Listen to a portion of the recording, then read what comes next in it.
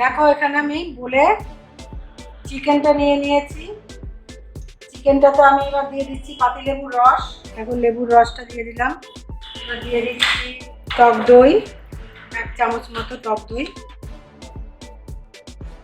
এবার সামান্য পরিমাণে লবণ, আর দিচ্ছি আদা আর রসুনের পেস্ট।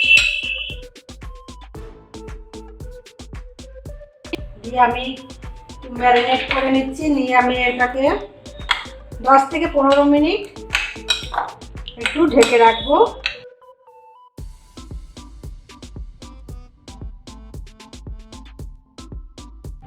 দেখো আমি ঢেকে রেখেছি। এবার 10 মিনিট পরে ফিরে আসছি। দেখো এবার আমি ঢাকনাটা খুলে নিচ্ছি। এবার এর মধ্যে আমি মিশিয়ে দিচ্ছি কাশ্মীরি লঙ্কার গুঁড়ো, আর দিচ্ছি সামান্য একটু জিরের গুঁড়ো। দিয়ে আবারও আমি একটু মেখে নিচ্ছি।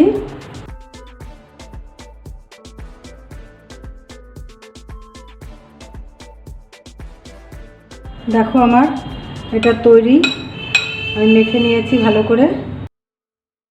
এবার এখানে আমি নিয়েছি তোমার ময়দা, 4 চামচের 3 চামচ ময়দা নিয়েছি। আর কর্নফ্লাওয়ার নিচ্ছি আমি 2 চামচ মতো।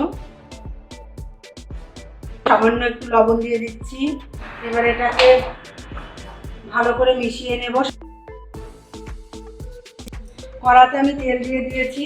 কর্নফ্লাওয়ার আর ময়দাটাকে আমি ভালো করে মিশিয়ে নিয়েছি। আর যে চিকেনটাকে যে আমি ম্যারিনেট করে রেখেছি সেটাকে এবার একটা একটা করে আমি এখানে কোট করব। দেখো চিকেনগুলোকে আমি কোট করে নিয়েছি। এবার আমি ফ্রাই করব। এবার আমি একটা একটা করে দিয়ে দিচ্ছি। দেখো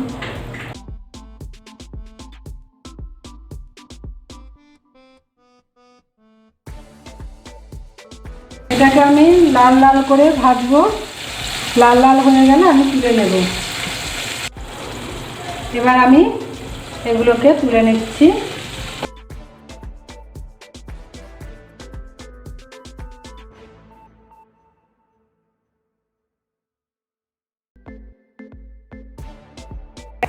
এখানে একটা আমি প্যান বসিয়েছি।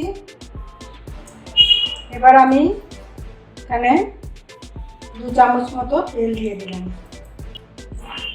আমি চিকেনটা যে ফ্রাই করেছিলাম সেই তেলই আমি ব্যবহার করলাম। এবার এর মধ্যে দিয়ে দিচ্ছি আমি রসুন কুচি, কাঁচা লঙ্কা কুচানো, আর দিচ্ছি কারি পাতা। দিয়ে আমি এই ফ্রাই চিকেনটাকে ঢেলে দিচ্ছি।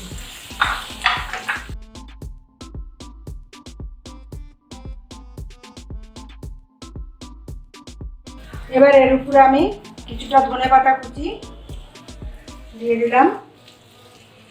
দিয়ে এবার আমি তোমাদের সার্ভ করে দেখাচ্ছি।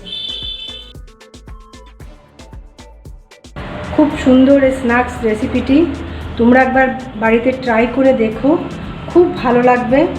চিকেন স্পেশাল উইকে এবার আমি লাস্ট রেসিপি নিয়ে তোমাদের সামনে খুব শীঘ্রই হাজির হচ্ছি। তাহলে আজ আসি। তোমাদের যদি ভালো লেগে থাকে লাইক করো, কমেন্ট করো, শেয়ার করো অ্যান্ড সাবস্ক্রাইব করো।